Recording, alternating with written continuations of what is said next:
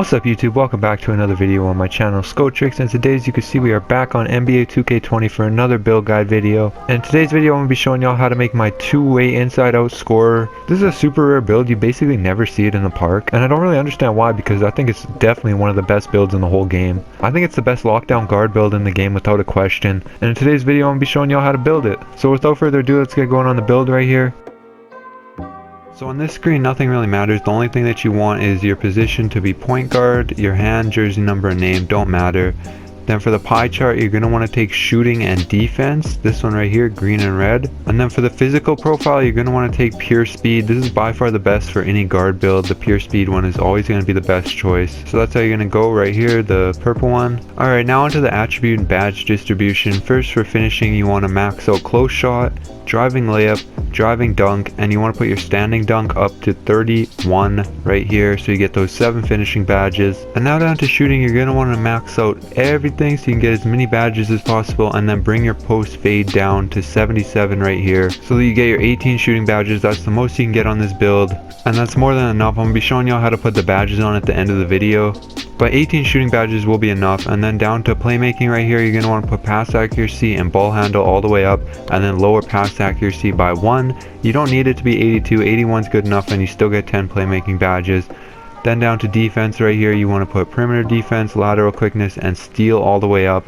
And now this is where it gets a little bit unique from other guard builds. You're going to want to max out the block at 66. Now you might be thinking 66 block, that doesn't even seem worth it when you could put that into rebound, but just wait, it's not actually 66 block. As we go through the next few slides you're going to see, and I promise you upgrading it like this is not a mistake. If you have 66 block with Hall of Fame chase down artist, which you're going to be able to get on this build, again I'll show you how to put the badges on at the end, but you're going to be clamping up every position with this block upgraded. Slashers won't be able to get by you, two-way slashing playmakers, whatever. Even if they get by you and get towards the rim and they think they have a step on you to dunk it, you're going to come out of nowhere and swat them away. Trust me, this is the best way to have it. And then you can upgrade your rebound to 47. That'll even go up as we go through the next few slides, and you're going to be able to out rebound any guard, and you would get out snagged by big men anyways on this build even if you maxed out the rebound. So it's going to be good enough. It's going to get into the 50s, you guys will see here, but we're going to go ahead and confirm these stats just like this. Then for body type it doesn't really matter, you can take whichever one you want. I'm going to take defined.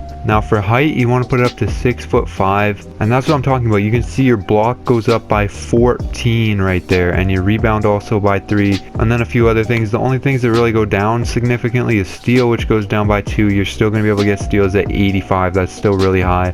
Ball handle goes down to 75. You can still get pro dribble moves, so don't worry about that.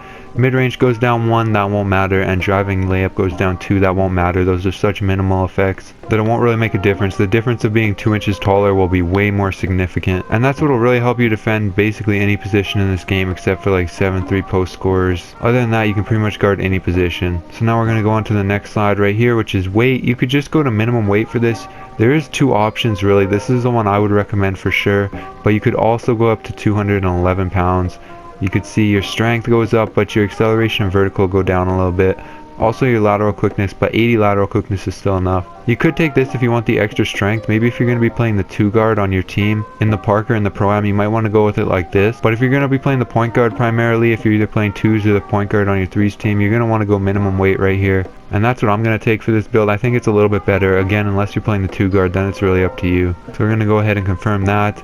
Now for wingspan, you just want to keep it at base. If you lower it too much, you can see your defense stats take a hit. You don't want that. And if you raise it too much, your shooting stats take a hit. You don't want that either. So you're just going to leave it at base right here. This is the perfect balance between offense and defense. For the wingspan, just like this build is the perfect balance between offense and defense overall. So I'm going to go ahead and confirm this.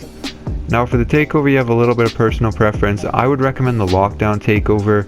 The one that I wouldn't recommend would be the playmaking takeover. If you're going to take up takeover for dribble, take the slasher. It gives you speed boost and ball handle boost, basically just as much as the playmaker one, but you're obviously not going to be getting as many ankle breakers. But I would take the slasher one, would be probably my 3rd choice. The spot up shooter is probably the 2nd best, but the lockdown I think is the best. I love this takeover, it's one of my favorites in the game, so I'm gonna go ahead and take that right there.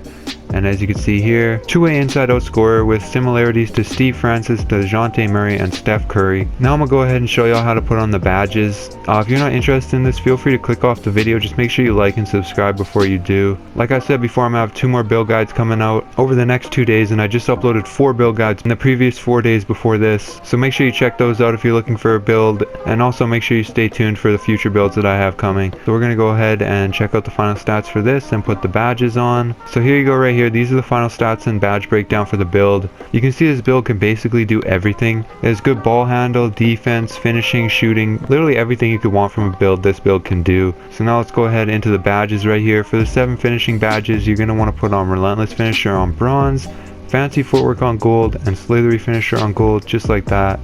For the shooting badges, you're going to want to go ahead and put on Silver Catch and Shoot, Bronze Corner Specialist, Gold Deadeye, Hall of Fame Hot Zone Hunter, Hall of Fame Range Extender, Hall of Fame Quick Draw, just like that. Now onto the playmaking badges right here. If you're playing the guard for your team, you're going to want Handles for Days, Quick First Step, Unpluckable, and Bronze Dimer. If you're not playing the guard, if you're playing the 2 guard, you don't really need Handles for Days, so we're going to go ahead and put that into Floor General, and you can keep on Bronze Dimer, or you can maybe put that into Downhill, or maybe even into Needle Threader right here. So it's really personal preference what you want to do with your last badge if you're playing the 2 guard on your team, but I'll just leave it like this for now.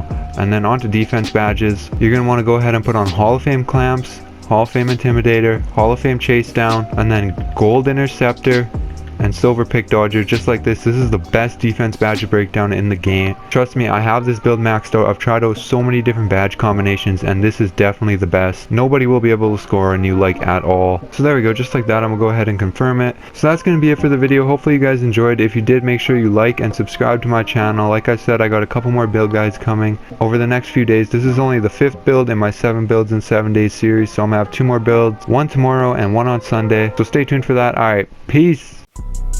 I never change. I show love to all my brothers cause they loyal to me.